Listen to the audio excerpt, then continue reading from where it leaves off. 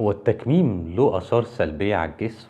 أكيد كل الناس متفقة على ده، بس ده ما يمنعش إن إيجابيات العملية أكبر من سلبياتها بكتير، وده اللي بيخليها لسه مستمرة لحد النهاردة وبقالها كتير قوي بتتعمل.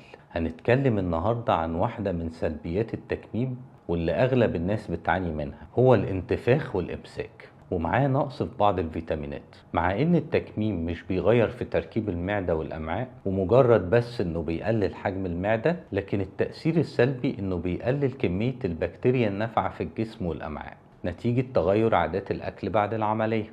وتقليل كمية البكتيريا النافعة ده بيسبب مشاكل الانتفاخ وقلة الفيتامينات. طيب هل الموضوع ده له حل؟